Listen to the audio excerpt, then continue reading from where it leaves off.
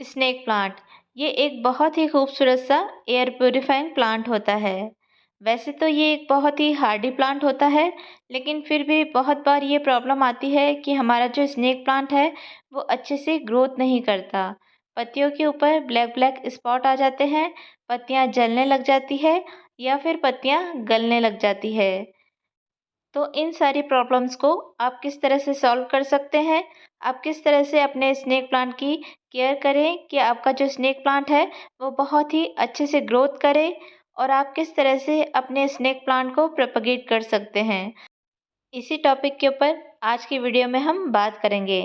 लेकिन उससे पहले अगर आप मेरे चैनल पर नए हैं तो सबसे पहले मेरे चैनल को सब्सक्राइब कर लीजिए और बेल आइकन को भी प्रेस कर दीजिए, ताकि मेरी सभी आने वाली वीडियो की नोटिफिकेशंस आपको मिल सके। स्नेक प्लांट कई तरह की अलग अलग वैरायटीज़ में आता है, और इस प्लांट को आप इंडोर या फिर आउटडोर कहीं भी रख सकते हैं। लेकिन ध्यान ये रखना है कि अगर आप इसे इंडोर रख रहे हैं तो ऐसी जगह पर ना रखें जहाँ पर इसको बिल्कुल भी लाइट ना मिले। मतलब कि जहाँ पर बिल्कुल अंधेरा सा रहता हो, बिल्कुल कोने में, ऐसी जगह पर अपने स्नेक प्लांट को नहीं रखें। इंडोर भी इसे ऐसी जगह पर रखें जहाँ पर इसे ब्राइट लाइट मिलती रहे, या फिर किसी भी खिड़की से छनकर थोड़ी बहुत धूप इसे मिलती रहे। वहाँ पर ये जो स्नेक प्लांट है वो बहुत ही अच्छे से सर्वाइव करता है। और आउटडोर रख रहे हैं तो भी ऐसी जगह पे ही रखें जहाँ पर इसे इनडायरेक्ट सनलाइट मिले, और या फिर सुबह सुबह की जो 1 से 2 घंटे की सनलाइट होती है वही इसे मिले। दोपहर की जो तेज़ धूप होती है उससे इसे बचा कर रखें, क्योंकि जब हम इसे बहुत तेज़ धूप में रखते हैं तो इसकी पत्तियों के ऊपर ब्लैक ब्लैक स्पॉट आने लग जाते हैं, और या फिर पत्तियाँ जलने लग जाती है। इसलिए इसे हमेशा ऐसी जगह पे रखें जहाँ पर इसे या तो छन कर धूप मिले, और या फिर दिन भर केवल ब्राइट लाइट ही मिले। ये तो हो गया पत्तियों के जलने का कारण। अगर आपके प्लांट की पत्तियां गलने लगी है तो उसका कारण हो सकता है ओवर वाटरिंग, क्योंकि ये जो स्नेक प्लांट होता है उसको पानी बहुत ही ध्यान से देना होता है। हम जो अपने दूसरे प्लांट्स हैं उनको पानी देने के लिए चेक करते हैं कि हमारे जो प्लांट की मिट्टी है वो ऊपर से 1 से 2 इंच सूखी होनी चाहिए। लेकिन अगर आपके स्नेक प्लांट की मिट्टी 1 से 2 इंच तक सूखी भी है, तब भी आपको उसको 1 से 2 दिन तक पानी नहीं देना है। अपने स्नेक प्लांट को आपको पानी बहुत ही कम देना है, तभी आपका स्नेक प्लांट बहुत अच्छे से सर्वाइव करेगा। अगर आप अपने प्लांट में ओवर वाटरिंग करते हैं तो धीरे धीरे आपके जो प्लांट की पत्तियां हैं वो गलने लग जाती है। इसलिए हमेशा अपने स्नेक प्लांट को पानी चेक करके ही दें। स्नेक प्लांट को अच्छे से ग्रोथ करने के लिए कोई बहुत ज़्यादा फर्टिलाइज़र की ज़रूरत भी नहीं रहती है। आप साल में 2 से 3 बार इसे कोई भी कंपोस्ट दे दीजिए, वो इसकी ग्रोथ के लिए काफ़ी है। और उसके बाद जब भी आप अपने दूसरे प्लांट्स के लिए कोई लिक्विड फर्टिलाइज़र तैयार करें, जैसे कि मस्टर्ड केक फर्टिलाइज़र, तो आप थोड़ा-थोड़ा इसे वो भी दे सकते हैं। लेकिन जो कंपोस्ट है वो साल में 2 से 3 बार इसके लिए काफ़ी होती है। और इसके अलावा कोई भी स्ट्रॉन्ग केमिकल फर्टिलाइज़र आप अपने स्नेक प्लांट को न दें। उससे भी आपका जो स्नेक प्लांट है वो ख़राब होने लगता है।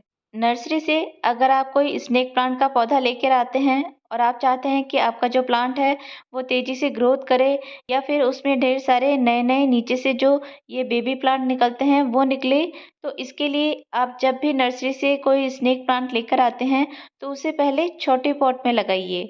बहुत ज़्यादा बड़े पॉट में ना लगाएं। ऐसा इसलिए क्योंकि जो स्नेक प्लांट होता है उसे रूट बाउंड होना पसंद है, और जब ये स्नेक प्लांट रूट बाउंड होता है तो उन्हीं रूट्स के अंदर से इसके जो नए नए बेबी प्लांट्स हैं वो निकलते हैं। ये देखिए मेरे भी इसमें ये जो छोटे छोटे से प्लांट है वो निकल रखे हैं। तो अगर आप अपने प्लांट को बड़े पॉट में लगाते हैं तो जो प्लांट है वो अपनी एनर्जी पहले अपनी जड़ों को डेवलप करने में लगाएगा, उसके बाद ही इस तरह के जो नए नए पप्स होते हैं वो निकालने में लगाएगा। और अगर छोटे पॉट में लगाते हैं तो वो पॉट जल्दी ही जो आपके स्नेक प्लांट है उसकी जड़ों से भर जाएगा, और फिर उसमें इस तरह से नए नए जो बेबी प्लांट होते हैं वो निकलना शुरू हो जाएंगे। इसके बाद जब तक आपका पूरा पॉट इस तरह के जो नए नए बेबी प्लांट्स निकलते हैं उनसे पूरा भर न जाए, तब तक आप अपने प्लांट को रीपॉट न करें। क्योंकि मैंने अभी आपको बताया ही था कि जो स्नेक प्लांट है उसे रूट बाउंड होना पसंद है, और अगर आप उसे बार बार रीपॉट करेंगे तो इससे जो उसकी रूट्स है वो डिस्टर्ब होती है और आपका जो प्लांट है वो अच्छे से ग्रोथ नहीं करता है। तो जब तक बहुत ज़्यादा ज़रूरी ना लगे अपने स्नेक प्लांट को रीपॉट मत कीजिए। स्नेक प्लांट को सैंडी सॉइल पसंद है, इसलिए आप जब भी अपने स्नेक प्लांट के लिए मिट्टी तैयार करें तो उसमें जो सैंड की मात्रा होती है उसे ज़्यादा रखें। जैसे हम जो हमारे दूसरे प्लांट्स हैं उसके लिए मिट्टी तैयार करते हैं तो एक हिस्सा गार्डन सॉइल, एक हिस्सा कंपोस्ट और एक हिस्सा सैंड लेते हैं। लेकिन जब आप स्नेक प्लांट के लिए मिट्टी तैयार कर रहे हो तो उसके लिए आप 50% सैंड ले लीजिए और बाकी जो 50% है वो आप कंपोस्ट और गार्डन सॉइल लीजिए। अब बात करें प्रोपगेशन की, तो आप स्नेक प्लांट को रूट डिवीज़न से प्रोपगेट कर सकते हैं। मतलब कि जब कभी आप अपने प्लांट को रीपॉट करें तो इसके जो नए-नए नीचे से पप्स निकलते रहते हैं उन्हें अलग कर लें और उन्हें अलग लगाकर आप इसका नया प्लांट तैयार कर सकते हैं। और इसके अलावा आप इसे इसकी ये जो पत्तियाँ होती है इससे भी बहुत ही आसानी से प्रोपगेट कर सकते हैं। आप इसकी केवल एक पत्ती से स्नेक प्लांट के ढेर सारे नए-नए प्लांट तैयार कर सकते हैं। आपको सिर्फ इसकी एक पत्ती को लेना है और उसे कुछ इस तरह से सिज़र से कट कर लेना है। ये देखिए कुछ इस तरह से इसे हम सिज़र से कट कर लेंगे और कट करने के बाद इस पत्ती को भी हमको इस तरह से 3 से 4 टुकड़ों में कट कर लेना है। ये देखिए जितनी बड़ी आपकी पत्ती हो उस हिसाब से आप 3 से 4 टुकड़ों में इसे कट कर लीजिए। और इस तरह से कट करने के बाद में आप चाहें तो इसे मिट्टी में भी प्रोपगेट कर सकते हैं और पानी में भी प्रोपगेट कर सकते हैं। बस आपको ध्यान ये रखना है कि आपने जो भी पत्ती काटी है उसका जो नीचे वाला हिस्सा है वो नीचे की तरफ ही रहना चाहिए और जो ऊपर वाला हिस्सा है वो ऊपर की तरफ ही रहना चाहिए। क्योंकि जो इसमें ये नीचे वाला पार्ट होता है उसी में से रूट डेवलप होती है। अगर आप इस पत्ती को उल्टा लगा देंगे तो फिर उसमें रूट डेवलप नहीं होगी और आपका नया प्लांट तैयार नहीं होगा। तो इस तरह से इसे मिट्टी में लगाने के लिए आप इसे बस इस तरह से मिट्टी के अंदर दबा दीजिए। ये देखिए कुछ इस तरह से जो नीचे वाला हिस्सा है उसे नीचे की तरफ मिट्टी में इस तरह से प्रेस कर दीजिए।